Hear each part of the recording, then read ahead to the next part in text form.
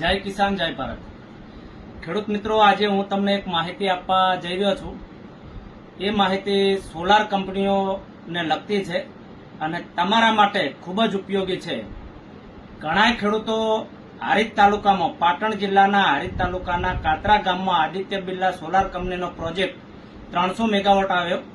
2500 થી 3000 વીઘા જમીન લીધી છે। 2023માં પ્રોજેક્ટ ચાલુ થયો। 2026 થી 80% ખેડૂતોના એગ્રીમેન્ટ થઈ ગયા છે અને 20% ખેડૂતોના બાકી છે। અને ખેડૂતોને છેતરપિંડી ઘણા ખેડૂતોની સાથે થઈ છે, કોન્ટ્રાક્ટરો દ્વારા અને દલાલો દ્વારા એટલા માટે છેતરપિંડી થઈ છે ખેડૂતો સાથે કે એમને પૂરતી માહિતી દલાલોને નથી હોતી અને કોન્ટ્રાક્ટરો એમને પૂરતી દલાલોને માહિતી આપતા નથી, એટલે છેતરપિંડીના ભોગ આખરે ખેડૂત બને છે।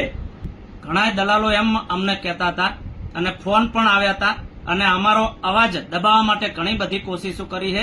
કોન્ટ્રાક્ટરોએ પણ હાઈકોર્ટમાંથી લેટર મૂક્યા અવાજ દબાવવા અને દલાલોએ પણ અમને ઘણીવાર કોશિશો કરી છે, પરંતુ લોકશાહી દેશ છે અને ખેડૂતો માટે અવાજ ઉઠાવવો એ અમારો અધિકાર છે। અમારી જોડે માહિતી છે એ ખેડૂતોને અમે આપીએ છીએ। આ જુઓ, મારી જોડે એગ્રીમેન્ટ છે અને 30 વર્ષના આ ભાડા છે। તમે જોઈ શકો છો કે આ 30 વર્ષના ભાડા આપેલા છે ખેડૂતોને। એવા એક એગ્રીમેન્ટ નથી, આ એક એગ્રીમેન્ટ, આ બીજું એગ્રીમેન્ટ અને આ ત્રીજું એગ્રીમેન્ટ, આવા 10 એગ્રીમેન્ટ છે અમારી જોડે। આવા 20 ડીડી છે અમારી જોડે કે દલાલો દ્વારા અને ગામના ખેડૂતોને છેતરવામાં કઈ રીતે આવે છે। ખેડૂત અને મેં જમીન આપેલી છે 12 વીઘા ટોટલ, પણ 2 વર્ષ થઈ ગયા મને ભાડું આપતા નથી। 3 વીઘામાં મને ભાડું આપ્યું છે અને બીજું 9 વીઘા છે એમાં મને ભાડું આપ્યું નથી। 2 વર્ષ થઈ ગયા છે। એ કંપની છે હિન્દુદા। પૈસા આલવાનું કીધેલું હતું 30 લાખ રૂપિયા, તો મને એક જ મારે ખેતરમાંથી ભાડું આપ્યું છે, બાકી ભાડું આપતા નથી। મારે હવે કરવું છું, મારે એગ્રીમેન્ટ કર્યો છે અને 1 મહિનાનું કીધેલું હતું, મને પૈસા આપતા નહીં 30 લાખ પરથી, તો મને છેતરીને આવું કામ કર્યું છે। જમીન છે હિન્દુજા કંપનીને આપેલી છે। હરેલ ગામમાં એનું 240 વોલ્ટેજનું પાવર હાઉસ આવ્યું છે। હરેલ, નાણા અને કાતરા ગામ તેમ પ્રોજેક્ટનું કામ ચાલુ છે અત્યારે। દલાલો આ રીતે છેતરે છે ખેડૂતને। 28 વર્ષ થઈ જાય, એગ્રીમેન્ટની કોપી પણ હજુ આપી નથી અને ત્યાર પછી રોડામાં પણ 80 લાખ 40 લાખ રૂપિયા આપ્યા છે, બાકીના બાકી છે। જેટલા પણ ખેડૂતોના એગ્રીમેન્ટ થયા છે, જે 6 થી 7 ગામના ખેડૂતો, તમામ ખેડૂતોને છેતરવામાં આવ્યા છે અને છેતરવામાં એટલા માટે આવ્યા છે કે એના ટોટલ ડોક્યુમેન્ટ અમારી જોડે છે। ભલે તમે કોઈને 30 લાખ આપ્યા, કોઈને 50 લાખ આપ્યા, કોઈને 40 લાખ આપ્યા, કોઈને 80 લાખ આપ્યા, જે પણ આપ્યા એ, પરંતુ તમામ ખેડૂતોને છેતરવામાં આવ્યા છે।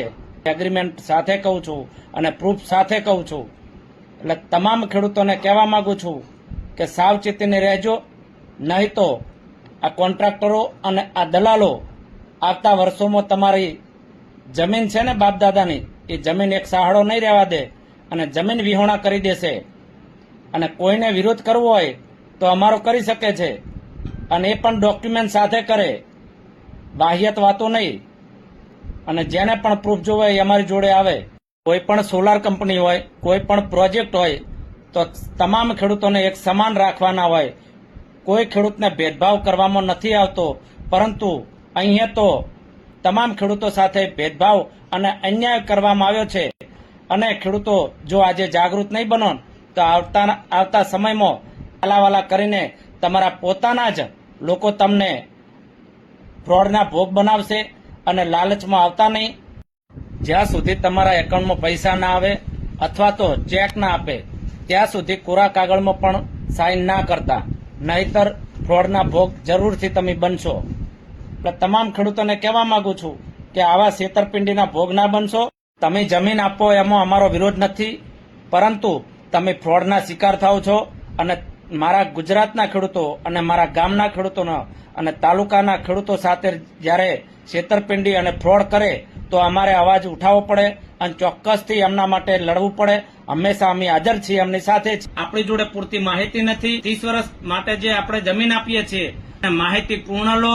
તમે કોઈથી ડરવાની જરૂર નથી. આપણે જમીન આપીએ છીએ એમાં આપણો વિરોધ નથી કોઈનો, પરંતુ આપણે જે માહિતી અધૂરી હોય છે અને છેતરપિંડીના ભોગ બનો છો એના કારણે ખેડૂત પસ્તાય છે. જ્યારે ખેડૂતને લાલચ આપીને એગ્રીમેન્ટ કરવા આવે છે, આખરે ખેડૂત ફ્રોડનો ભોગ બને છે. એટલે તમામ ખેડૂતોને હારીજ તાલુકા, પાટણ જિલ્લાના અને ગુજરાતના ખેડૂતોને વિનંતી કરું છું કે આવા લોકોથી છેતરપિંડીના ભોગ ના બનતા સાવચેતી રહેજો અને કંઈ પણ મદદની જરૂર હોય તો અમને કહેજો. જય કિસાન, જય ભારત.